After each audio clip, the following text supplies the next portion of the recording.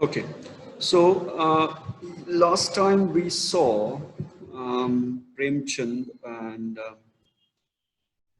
what are his concerns as a writer and what is the role of a writer, at least in India, and what kind of themes he's talking about in his writing, especially when we look at Kafan.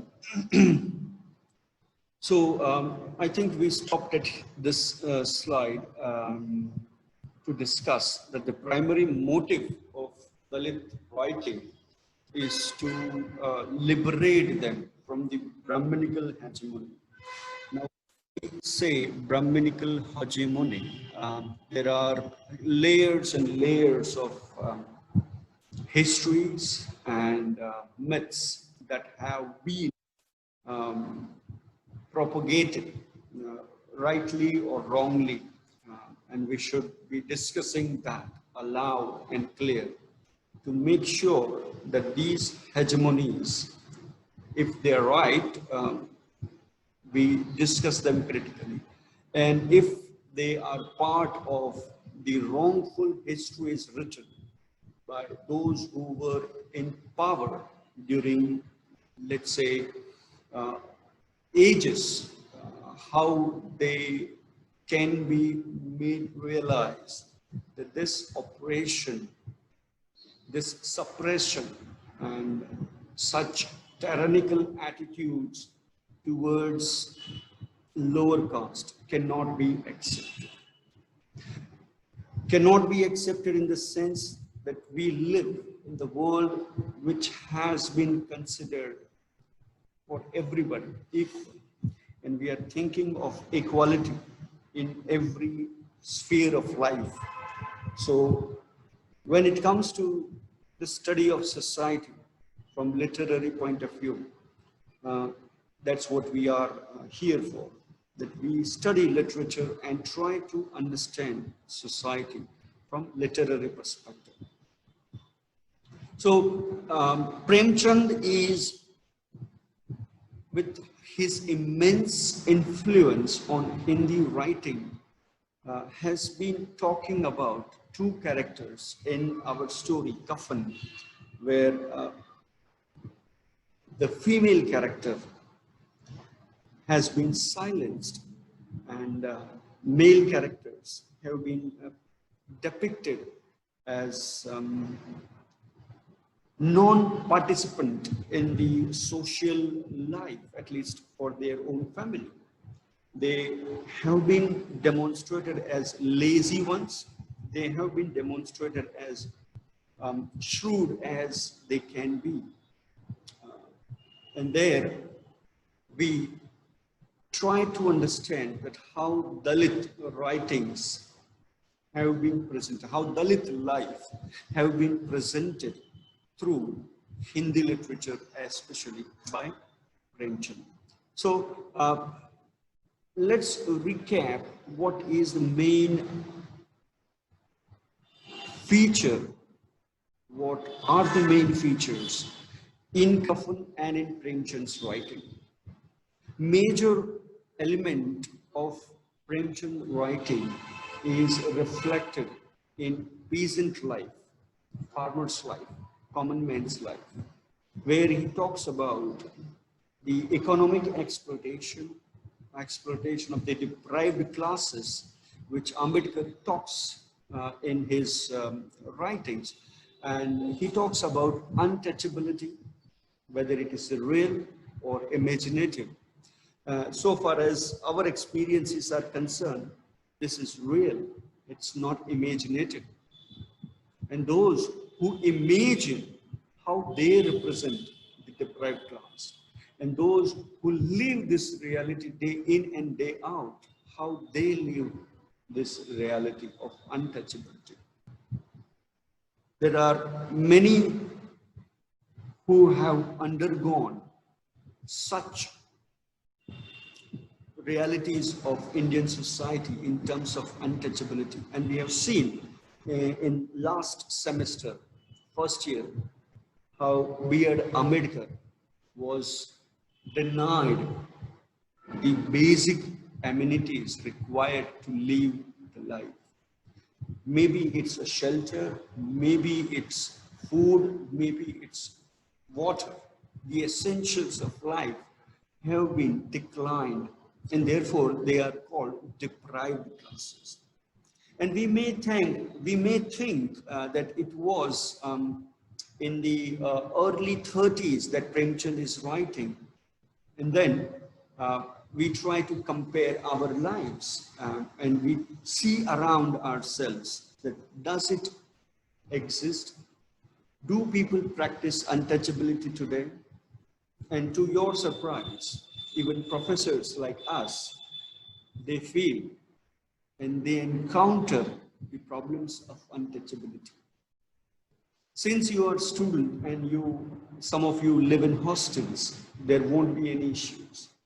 But if you go out in Vidyanagar itself, and if you're seeking accommodation, once you say that I'm not a student and I work, they will ask your surname first. When somebody is asking you your second name first, the direct implication is, man, where do you come from? What is your social background? Are you Dalit? Are you untouchable? Where in the society you belong? If you belong to the lower castes identified in the myth that we will look today, then you are not supposed to get an accommodation. Similar is the case with Muslims. Muslims don't get often residential accommodation in the so-called majoritarian area. Then the society looks at it differently, and they will segregate the caste and the communities and the religion. If you belong to this religion, you can stay in the area allocated to you. In the Anand region itself, you can see the segregation, and that's called ghettoization. Even the government, with rules and regulations, promote such things instead of making the society harmonious. They fear that living together will create communal disharmony, but they don't create rules and regulations which can be strictly enforced, because there are certain sections of the society living on those political gains. And therefore,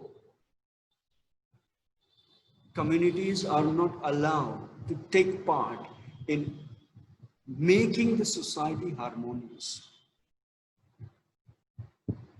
Then we discussed what is Dalit, who is Dalit, what is Harijan. And then we also tried to understand how anti-Dalit can have a notion in itself, and whether we will see whether this story is anti-Dalit or not.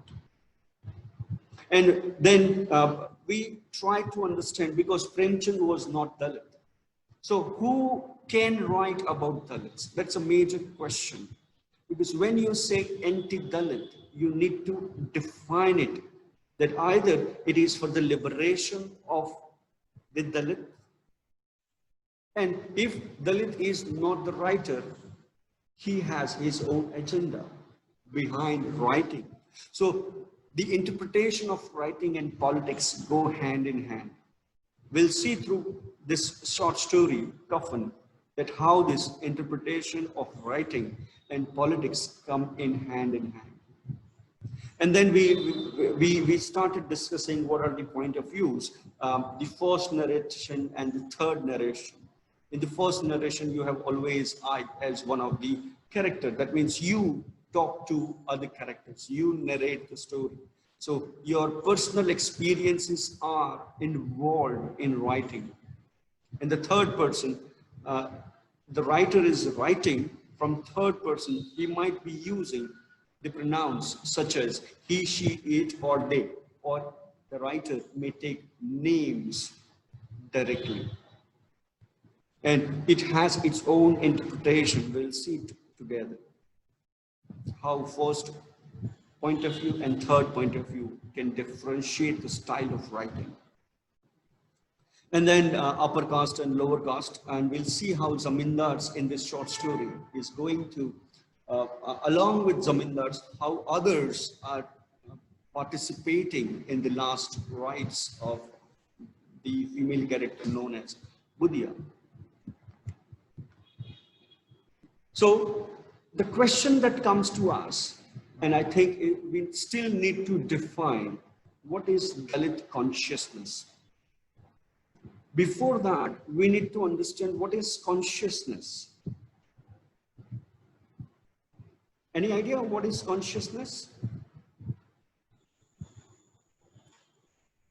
What can be defined as consciousness?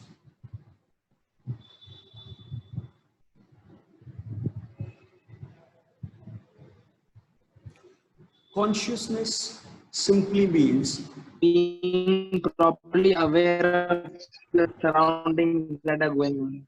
Okay, so when we say I am Gujarati, I'm conscious of my identity. I'm aware of my political state. When I say I am Gujarati Hindu, I am aware of my political status and existence in the society. I am aware of my thoughts.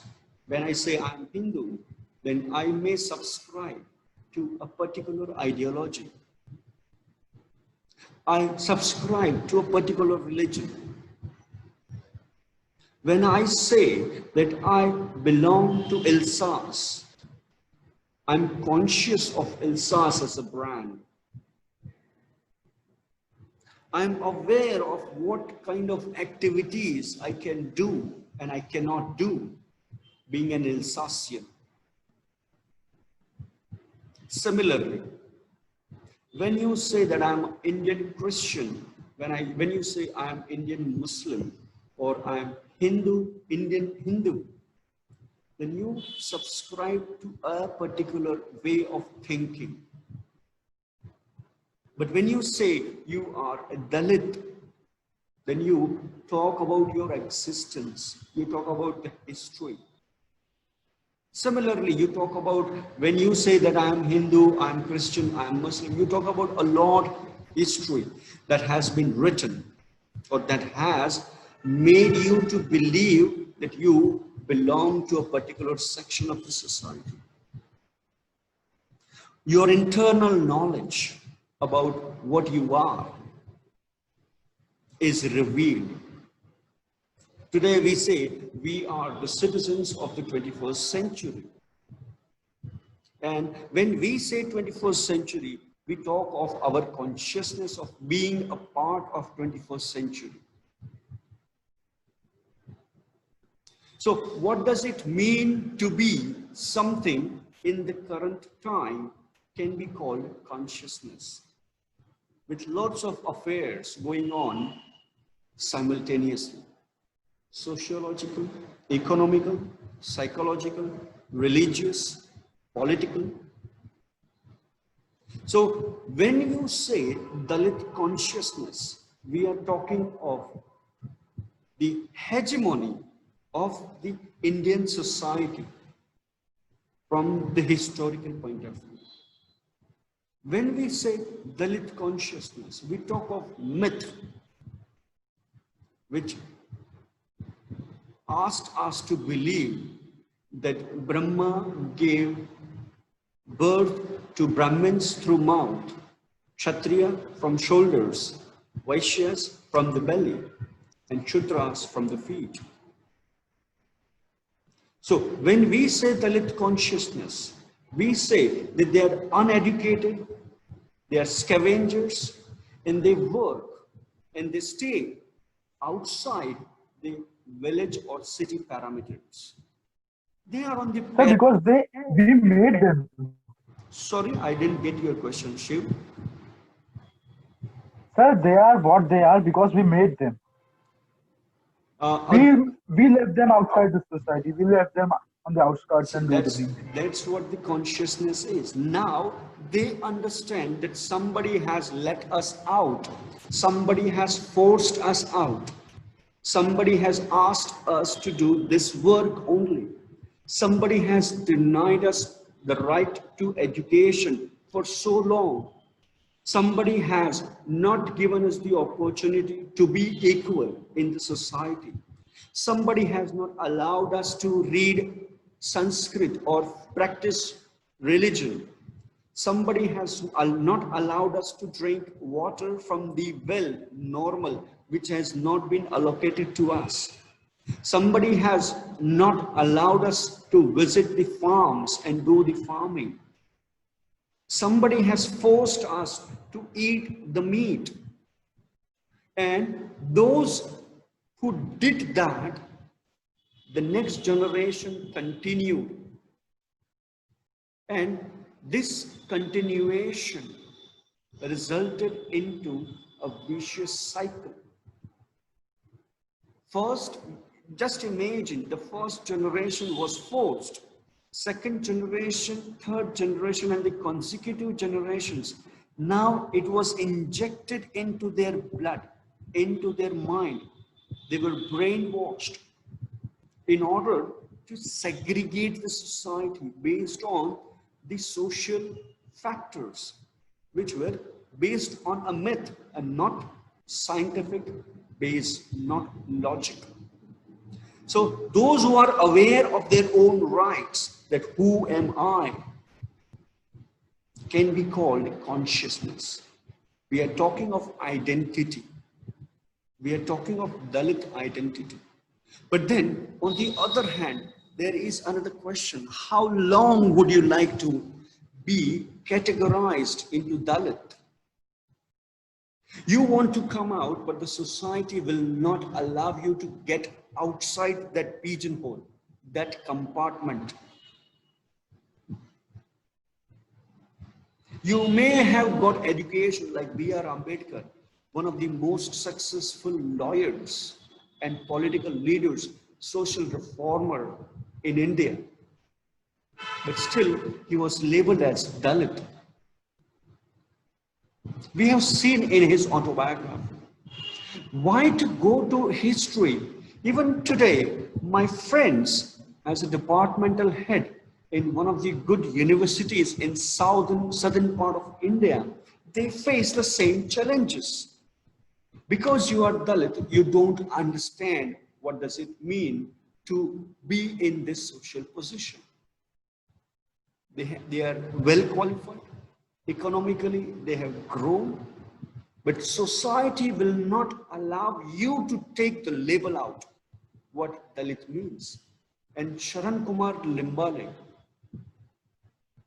talks a lot about his own personal experiences. Why to go to the rest of the India when we have people in Gujarat writing about that? Joseph McWan, read Angalyat, the stepchild, and you will realize that how much pain he is talking when he is talking about being Dalit. Rita Kothari has translated wonderfully the novel called Angalyat in English as, I just said the title and I forgot. Okay, The Stepchild. So the characters therein talks about to rise above their Dalit status, but the society will not allow them. We may say that we want to give them opportunity, but then there is another side of politics, societal politics, the casteist politics, that they bring back them to the circle called Dalit identity. We may ask ourselves that Gandhi did something for the Harijans, but then if you read Pune Pact and the conflict between Ambedkar and Gandhi, you will realize surely that Gandhi's attempts were futile. it were aimless, and it never allowed origins to come out of these identity. He just renamed them. Like today in India, it is an attempt to not to use the word Dalit. Instead, you can use OBC, SC, STs. Do they not have right to get the equal status in the society? And then the whole question of reservation policy. You may agree with the reservation policy, you may disagree with the reservation policy. But it all started when roundtable conferences were held in London. The separate electorates. There are multiple political questions when we talk of Dalit literature and Dalit consciousness. There are writers who will write about Dalit stories. They will research on Dalit identity. But then any research, my personal belief is that any research should be used for the benefit of the society. And if it does not benefit the society, then one has to question why the research is done. Who is accountable for Dalits and their position? Who is going to take responsibility? Whose research is responsible?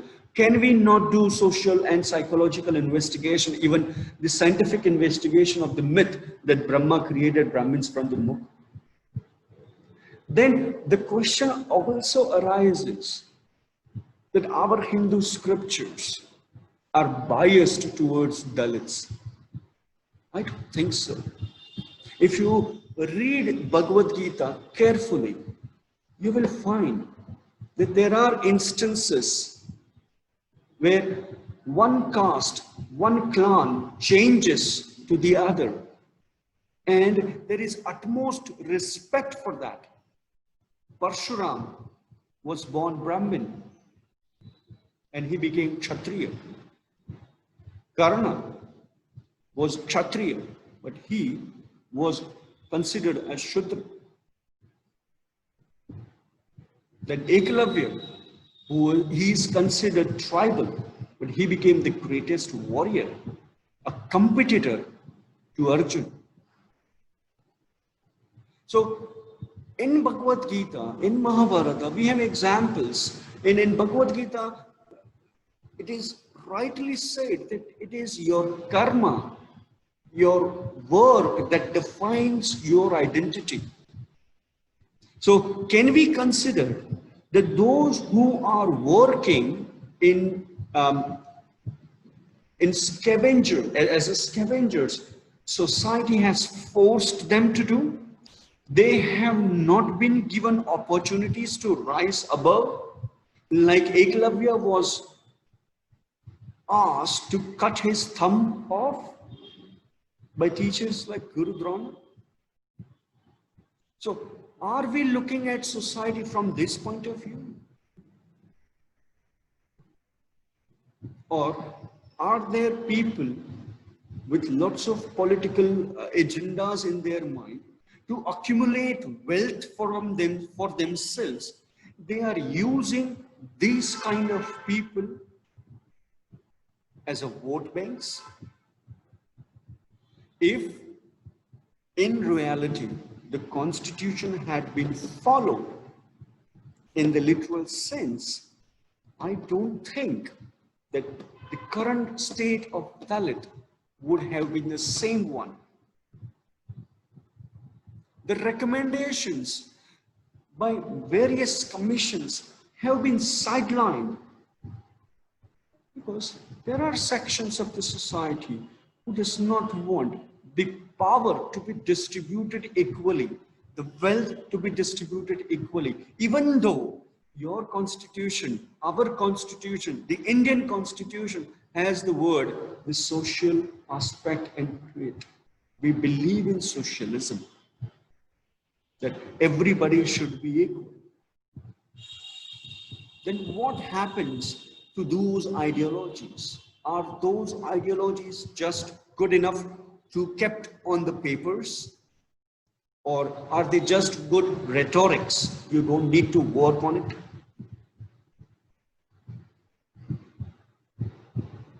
There are incidents even today when lower caste people face brutality across India. And why to limit this brutality, social brutality to India? The day before yesterday or last week, I read a news article where a United States Hindu community have shown this, demonstrated that they still believe in casteist politics. And there are agencies, there are people who would support such ideas. If this is called progress, I think we need to ask ourselves what kind of progress we are making. Isn't it intellectual downgradation?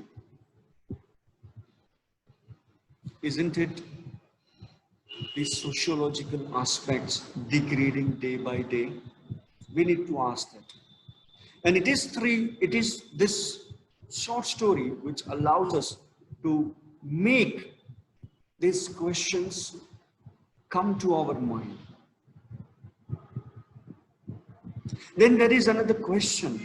If they are working towards the equality, the Dalits are working towards equality, how does Indian society view it? Those who are not Dalits, those who are Dalits, how are they viewing the Indian, the dynamics of this? We still use the words us and them. I'm Christian, but they are not Christian. I'm Hindu, but they are Muslim.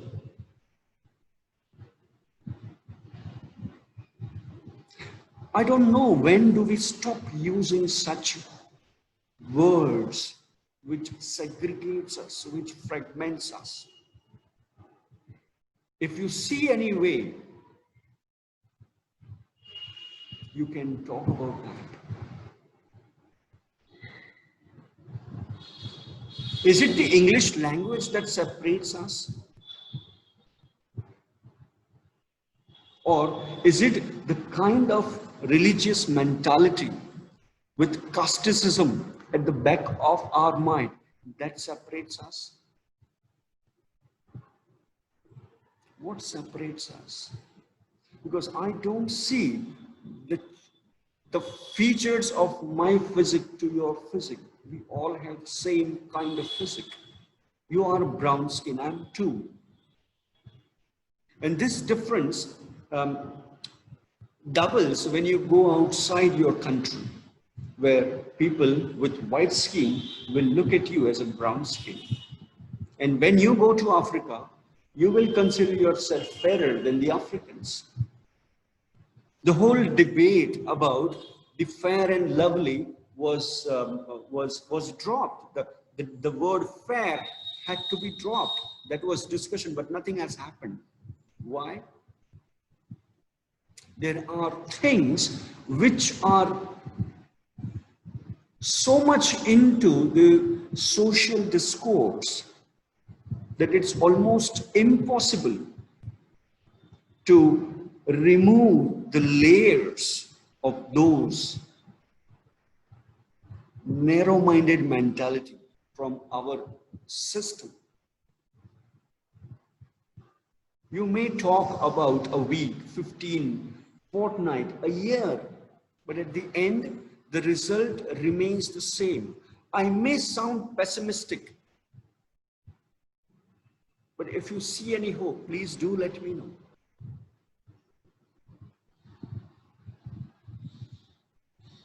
There are examples, though, that we hope, where people have dropped their second name and they have changed to something else. which won't allow you to identify what caste they belong.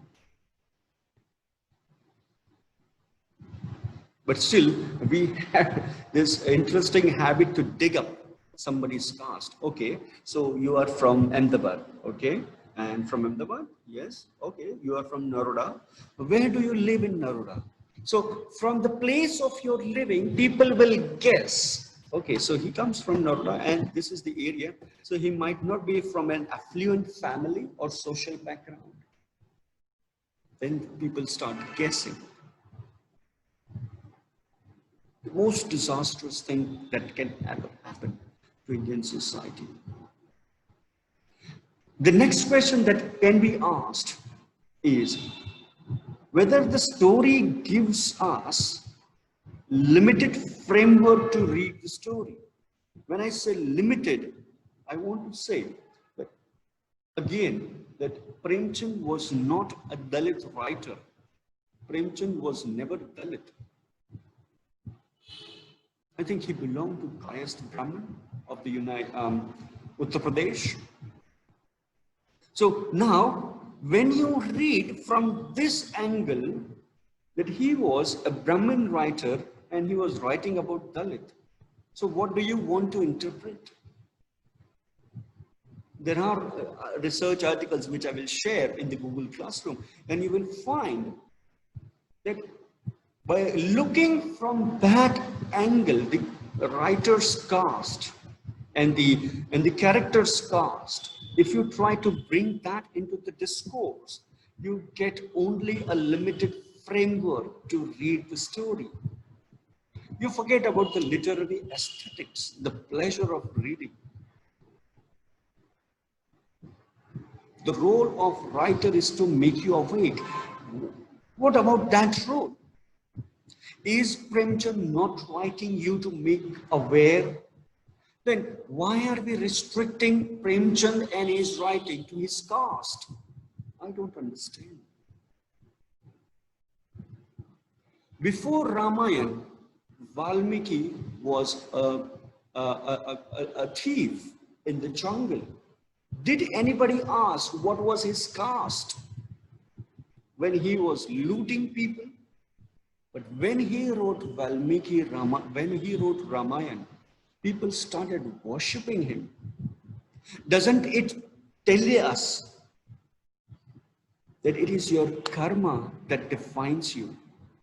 And we should not be limited in our framework to understand facts, understand the sociological dimension, the religious aspects.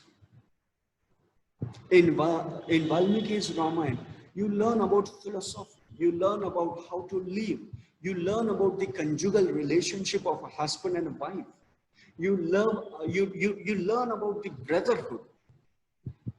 If he was a thief and if he belonged, let's say hypothetically, to a lower class, where does he get all this knowledge from? So that knowledge is acquired based on meditation that he did for prolonged hours, prolonged time. One needs to understand that such karmas, your work, your duties, changes the way you appear in the society. Nelson Mandela, we consider him the hero of the 20th century along with Mahatma Gandhi. Martin Luther King in the United States, we consider him hero. Abraham Lincoln. How many examples do we need to change our limited framework to understand the society and to make it harmonious? We don't learn from the nature itself. The mother nature does not distinguish us while she is giving us water, food and shelter. She distributes it among everybody equally. She never says because he is Brahmin he needs more, or because he is Dalit he requires less. Mother Nature never does that. Then who are we to do that? Because you have acquired knowledge more than someone else does not make you powerful. Even if you are powerful, remember one important statement that Atal Bihari Vajpayee ji gave, that with more power, I have more responsibility. And he does it throughout his life. I remember one part of his poem, "Itni ऊंचाई मुझे कभी मत देना कि मैं अपनों से दूर हो जाऊं." That's very beautiful lines. So we need to get out of such limited framework which has been imposed upon us through writings, through myths, through legends, through fables, which has no base, no scientific understanding. In science, you have a litmus paper test. In sociology, how many litmus paper tests you need to do, at least in Indian context? You need to prove scientifically that this exists and this does not exist. And Premchand's Kafan will surely highlight this aspect.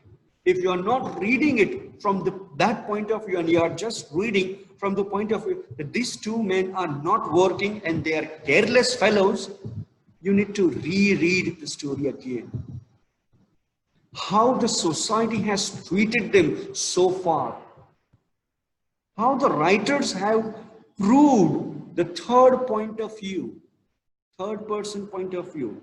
How he has used the style to make sure that the characters appear from that point of view only. But perhaps he is not writing for his generation, he is writing for our generation, the generations to come. He may understand that this generation may not understand, but the next generation may understand it well. And therefore, we need to get out of that limited readings of the social hierarchy, the social fragmentation that the ancestors have done. We always try to understand that elders, they don't make mistakes. Don't think so. They have done many mistakes. And in order to